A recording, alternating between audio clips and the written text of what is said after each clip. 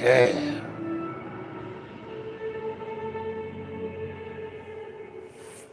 Okay, so it's Pop Live. All right, fam. So I'm getting ready. We're just having this little interlude. When uh when times are hard, this is the kind of stuff you want to watch. Uplifting, encouraging, that speaks about our heavenly promise. It's beautiful. The music has a finality about it. When I go up those stairs, I will not be looking back, fam. I will not be looking back. And that's how I survived 7 years of being bedridden, looking at the ceiling. 7 years on my back, looking at the ceiling with not much interaction by anybody. Okay? That's how I keep my sanity, is knowing that eternity is forever. Okay. So I am back. I am back. And the reason that I'm even doing this, I wanted to clarify a question that was asked of me. Uh, that was asked of me uh, yesterday during the live stream. Okay. One of you said, "Well, if you messed up, do you lose your crown? Do you lose your crown?" I thought about it. I prayed this morning. I believe I have an answer through the power of the Holy Spirit. Makes perfect sense. Okay. Now we live, don't jump on me for this. I know some of you will take this the wrong way at face value. You won't understand the greater thing, the greater meaning of what I'm talking about. But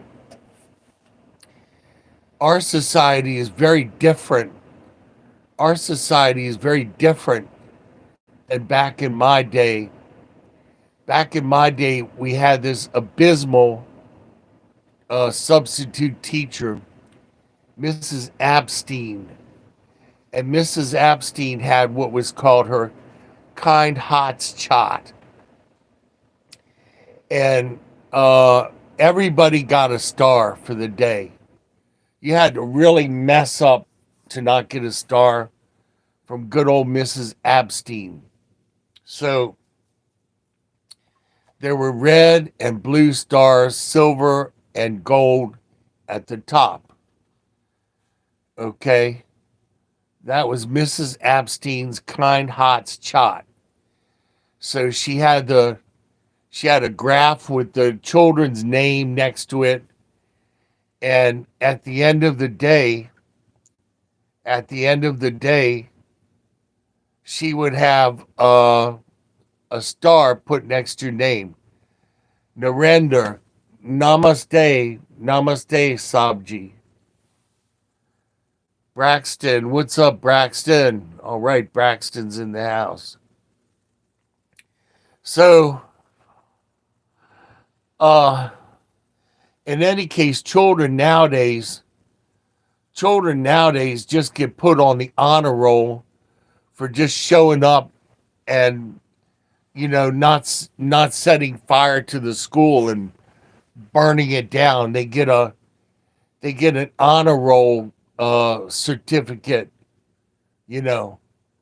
But back in my day, it was different. Everything was everything was merit. Like Orange Man Bad is bringing back everything being merit based. So years ago, I was 20ish. I was just barely 20, and my mother passed away. My mother passed away, and I was working for a mob owned trash company. And the mob did not play, I can tell you. Now, I was nothing but a garbo on a garbage truck, and they would send us out on the trucks, and the older men got to ride in the front of the truck. The younger men riding out to the route would ride in the back with the garbage, sitting on the garbage on these sheets of burlap. And then you would get out of the truck at the route. You would wind the filthy rags of burlap around your arms and around your belly, and you would go and pick the garbage up behind the houses. You put the rag on the ground, and back then there were no plastic bags in use. The garbage was put in these heavy metal cans that weighed as much as a daggone Buick, and you dump the can on the ground, and people would sweeten the garbage with lime, like you get at a garden store. They would sweeten it. And so when you picked the sack of garbage up and threw it on your back, cat food juice and leftover baby bottle and milk and everything slimy would run down your back into the crack of your butt in the hot day. And it was very common for us to get these awful sores on our backs from the garbage juice and all of that. So I would wear my brown coveralls with the yellow raincoat top, looking like a total clown, carrying the sack of people's garbage and diapers and tin cans. Everything back then was mixed. Everything was mixed. Okay. Melchizedek Hendricks. All right. Melchizedek is in the house. I forgot what Melchizedek meant. So let's find out. Name meaning Melchizedek. So, all right. Melchizedek is a Canaanite name that translates to "my king is righteous." All right. Okay. Your name means "my king is righteous." The name David means beloved of God, and my name William means protector of women. So in any case, I worked for a mob-owned trash company when I was a young man, and my mother was passing away. My family told me I could not visit her because that would upset her. So on her sickbed, I bought the most expensive color TV on a stand with a remote, which was very unusual back then. It's very unusual and very expensive. I paid $468 for the TV and had it sent over to my mother for her sick room, her bedroom, as she was passing away. When she passed, I never got thank you, kiss my butt, go to hell, or anything from my father and my family. My father didn't want the TV, so he sold it to my sister, who tried to stab me when I was 11 years old boy. She tried to stab me in the kitchen. He sold her the color TV for $50 that I was still making payments on when he sold it to my sister. I never heard any gratitude about that either. My sister invited me over to her house, and she said, look, Dad sold me the color TV for $50. I didn't tell her that I was the one who bought it and I was still making payments. I just kept my mouth shut. All right. But in any case, I was not allowed to see my mother before she passed. I never had closure. I never had closure. And so at my mother's funeral, I decided to really show the family up. I asked a friend who was an escort. She was a high-end hooker, like that movie Pretty Woman, and she was every bit as gorgeous. And we were just friends. There was nothing twisted about it. She didn't charge me or anything. She went to my mother's funeral with me as a shoulder to cry on. She looked like that girl Helen Crump from the Andy Mayberry series. Very beautiful lady. I rented a limousine because I wanted to pull up and show my family who had snubbed me that I was making it, that I had arrived. And my father, who bathed every Saturday, he bathed once a week on Saturday, whether he needed it or not. And I went to his Kiwanis meeting, and this fly came down to our table and went over to my father and I.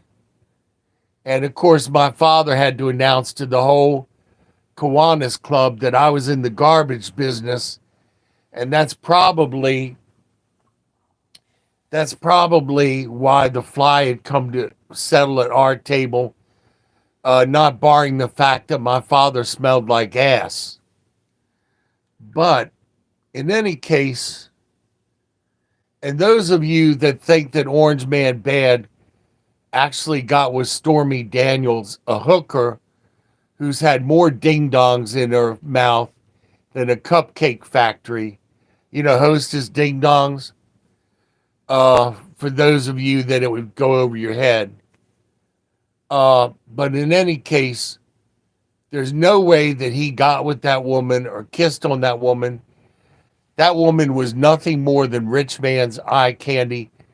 Orange Man Bad is a germaphobe. When you see him at a meeting and they have an open glass of water in front of him, you notice he will not drink out of the open glass of water. He has them bring him a bottle of water, and he'll drink out of the bottle of water after he's tried the cap to make sure that nobody is taking it off and spit in his water. So, and he said that before. That's why he goes to McDonald's, is he eats off of the shelf. He doesn't tell them in advance that he's coming because he don't want a spit burger. He has them hand him a burger that's been sitting around for a while that they've already made. He's very smart in that respect. So, in any case, we pulled up to the church, Catholic church. The priest was in a green Isaac Lacoste t-shirt with black kilt, smoking a cigarette, totally disrespecting everything. They got my mother's name wrong. She walked out of the church in 1973 over the pro-choice deal because she bought the lie that a baby was just a clump of cells. And she walked out of the Catholic Church. I think my father gave the church, hang on a second. All right. My father gave the church $300 or $400 for the funeral. It was a total mess.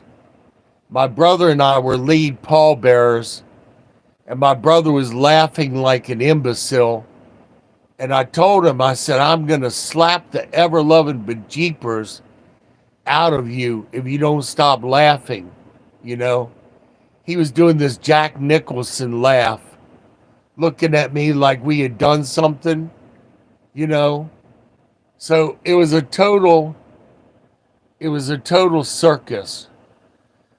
But in any case, I was very edgy after my mother passed, and I hadn't gotten to uh, make amends with her. So I pull into Safeway in Bethesda in my new Mercury XR7. Wow. Wow. With the 428 under the hood. Wow. And the Jaguar decal on the hood. Wow. Wowie. Wow. Wow. And this lady opens up her door into my car. Bam! I'm sitting in the Cougar. I'm like, what the? And so the lady leaves her door open and she's like bobbing in her car and her door is scratching the side of my car. I get out, I walk around. I said, lady, what the actual hell are you doing? Your door is scratching my car as you bounce around in your car. She can barely turn, real heavy, fat lady. She looks at me. She says, you better leave me alone or I'll call the police. I said, I'll call them for both of us. I said, now I got to have the door of the car repainted. She gave me this, huh. And she retreated. She shut her door and drove off because she thought I really would call the cops and, that kind of stuff. So I go into the Safeway and I hear this obnoxious, screechy voice from across the store. It's Billy. It's Billy so-and-so. Hi, Billy. And it's Mrs. Abstein had gotten off of her broom and come into the store to get whatever, probably hot sauce and probably hot sauce and whatever else, so she could go back to the pits of hell with her hot sauce and whatever. But she tells the whole story. Billy, you were never worth a gold or a silver star, but you're always worth a red or a blue one, as if I cared, I was just looking ahead like, lady, please leave me alone. I didn't say anything. But when I got out to the car, with my mother having passed and the lady disrespecting my car and, telling me, blowing me off, and then this witch from Endor telling the whole story I wasn't worth a gold star. I sat in the Mercury and cried, put my head on the steering wheel and started to cry. So when I told my sister-in-law, God love her and God bless her, it was my birthday. And so I don't even remember the present. All I remember is that when I opened up my gift, all of these little gold stars fluttered in the air for a moment and came down and settled on me and fluttered on the floor. Hundreds of these little gold tinfoil stars. So my sister very lovingly told me she was giving me something to take home. I thought it was the rest of the marvelous spaghetti and the chocolate cake, but it turned out to be my brother. I asked her, I said, why are you giving my brother the boot? She said, well, he's boring and he wears things like white shoes, which made him look like a dork, she said. So she was giving my brother the heave-ho, which means she already had another guy warmed up in the bullpen. So when my nephew came along and I had to sit on that my nephew wasn't my brother's child. I sat on that secret for 11 years until the little boy was outed. It was a lose-lose situation. His father was my bowling partner. And believe me, he looked just like Slim Jim. He looked just like Slim. The guy's name wasn't Jim. He looked like Slim anyway, but I knew that was his kid for various other reasons. You know how guys brag. So I sat on that for 11 years because either way it was going to hurt my brother, hurt the kid. And the kid was such a sweet child. I would have done anything to have not had that happen. So the noise you might be hearing in the background is my neighbor who's alternating between blasting rap music and country music. So they have both kinds of music going. So in any case, getting back to the whole thing with my mother, I was never able to make closure with her. And when I went to visit her gravesite, the dirt was fresh, and I got sucked down. Down to my knees.